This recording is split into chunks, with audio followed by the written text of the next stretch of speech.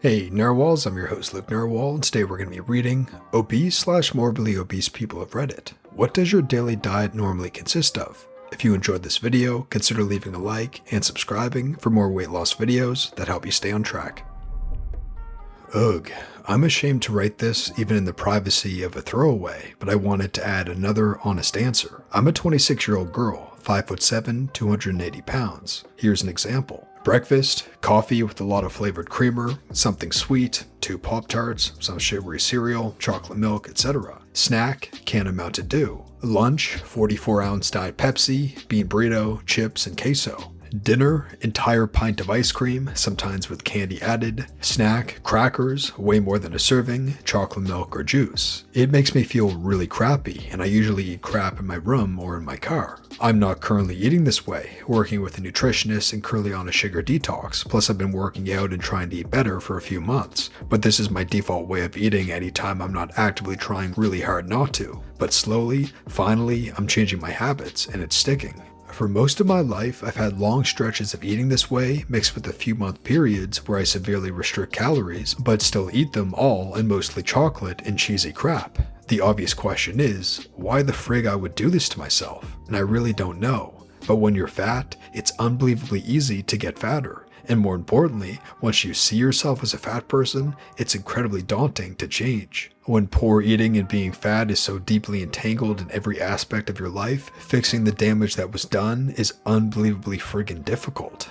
I always knew that what you eat has as much or more of a difference as how many calories you consume, but I never really believed it until now. I have so much more energy now that I've substituted a lot of the sugar and carbs for real food. It's awesome. This isn't your question, but since so many fatties will be reading this thread, I'll say this. Getting healthy is almost impossible, for me at least, without a reason to do it. For most of my life, my desperate wigs was to be thin, not healthy, so I could be attractive and feel good in my clothes and have people see my body like they see normal people. A year ago, I decided to stop waiting to live my life until I wasn't fat, and it's changed my life. Now I do things that give me a reason to want to be strong, and it's finally working.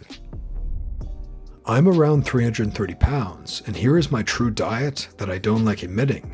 Normally wake up, don't have anything for breakfast. After being awake for a while, I eat any leftover takeout if there is any. Normally is since I go out 3 to 4 times a week, or a sandwich / something frozen I could cook. Throughout the day, play little league / schoolwork whilst drinking a couple of cans of pop. Dinner consists of something frozen like chicken wings, craft dinner, takeout, or when I feel like cooking, a steak / chicken breast. Then I normally hit the bowl a bit, then eat a full bag of chips or bag of candy, and call it a night. It's sickening, but it's the truth. Before my surgery, it was very sporadic, anywhere between 2,500 to 5,000 calories a day with zero exercise. Definitely a lot of soda though, that was about the only constant. How you feel about being heavy. As you get bigger, you start marking things off the list that you can do. You're not very conscious of it until you get into the morbidly part. By then, you have little motivation to want to do anything, out of the thought that you probably can't anyway. Plus, you just assume everyone is judging you and is disgusted with you. You really want to get out of the funk and lose the weight. The most maddening thing to hear is, put down the fork, fatty. Oh, great concept. How have we not tried that yet? That's genius. How is anyone even fat?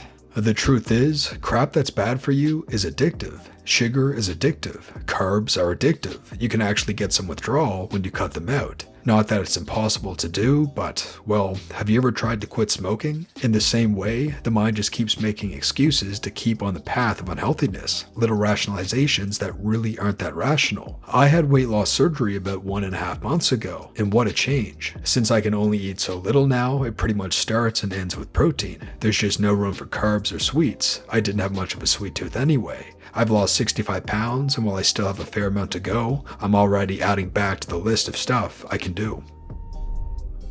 I was 294 pounds at age 15, 5'3", and fat as frig. I started smoking green at a young age of 13, combined with absolutely no willpower and a mentally sick father, I went gung-ho. I remember I would wake up, smoke, sit and watch The Cosby Show, and finish a bag of that disgusting pink elephant popcorn, all before leaving my bed or even going to the bathroom. It was like a comforting ritual. Next was the most exciting part of the day, breakfast. My ideal breakfast would consist of almost half a loaf of toast with cinnamon, sugar, and butter, a glass of chocolate milk, but I would like to fill the glass with syrup about 1/3 of the way and then commence to add milk. Maybe a peach if my body was lucky, every damn morning. I wasn't attending school or work or anything at this point in my life, just dealing with family life and focusing on what crappy DVDs I had that I could sell or trade to my dealer for a dime bag for the day. Lunch was usually any kind of soup, 2 cans, and a triple-decker grilled cheese with ham or a liverwurst and mustard wrapped with chives and chocolate wafers, the dollar store kind, and snacking usually on cheese crackers and garlic stuffed olives while I waited for my mini feast. The comfort in having all these as a ritual was, in my opinion, the way I convinced myself I could control my surroundings. I'm not exaggerating when I say by noon, I had eaten enough to feed a family of 4. Dinner was frustrating for me at this time, because sometimes my mother would attempt to make me eat only what she cooked. Example being mashed potatoes, green beans, meatloaf, and corn, which frustrated fat me and would pick at it until the table was cleared. While everyone was outside having an after-dinner cigarette, I was in the fridge grabbing slices of fake cheese and anything else I could to add to my unappetizing, healthy dinner, and run to my room, stuffing my pockets with snacks and more cheese. Snacks would be anything and everything. I even remember taking pieces of white bread, filling them with peanut butter, taking the crusts off, rolling them into a ball, and dipping them into milk. I could demolish a whole loaf in one night doing that. Also, dry kimchi noodles were a great snack to me. I was formerly 363 pounds, 6'2". I'll tell you what my diet typically consisted of back then. Gigantic bowl of cereal and milk. Typically this was Cookie Crisps or Reese's cereal. Energy drink, preferably regular Green Monster. After the sugar buzz from the energy drink faded, I usually felt awful because I had problems with my blood sugar. So in response to low blood sugar, I'd eat a candy bar and a soda, typically a Snickers and a Coke. Lunch was usually fast food. To keep myself from getting bored with eating fast food every day, I varied. Taco Bell, Whataburger, Burger King, occasionally McDonald's, Jack in the Box, and very occasionally Subway. Once the post-lunch sleepiness set in, a double Whopper with large fry and a large Coke will make you sleepy. I'd either drink another energy drink or maybe a little coffee with my heaps of sugar and creamer to power through. Once I crashed from the sugar buzz of that energy drink or sugar-laden coffee, I obviously had to intake more sugar to regulate my blood sugar, or so my thought process was. So down some cookies or a Snickers and a Coke. Finally, home time. Get off of work, stop at a gas station, pick up a bag of chips and a Mountain Dew for the 30-minute trek home. Waddle up the single flight of stairs to get to my apartment. At the top of the stairs, take a breather, then get into the house. Dinner was usually stuff I had in the fridge, a whole DiGiorno pizza, for example. Or since I can actually cook, I'd make a rice and gravy, Cajun food consisting of very fatty meat, cooked, and a gravy made from the drippings and placed over rice. Or fry my own chicken. Oh, and another Coke, or 2 if I polish one off. Time to game. In preparation for a few hours of intense World of Warcraft grinding, Mountain Dew and chips, Doritos, spicy nacho, at least a half of a large bag. Repeat every day. No exercise. A family member is 6'3" and pushing past the 400-pound mark quickly.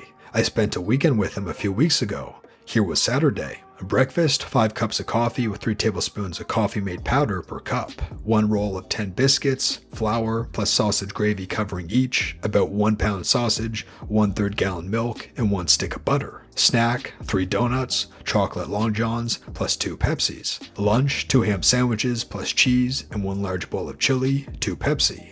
Snack, 1/4 of a 1 pound bag of pretzels, 1 Pepsi, and 1 cup of coffee plus mate.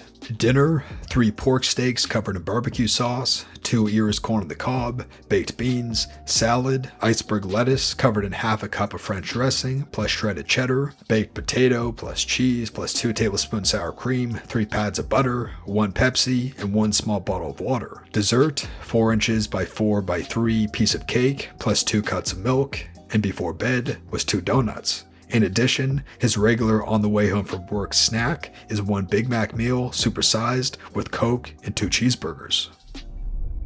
And that brings us to the end of the video, narwhals. If you enjoyed this video, consider leaving a like and subscribing for more weight loss videos that help you stay on track.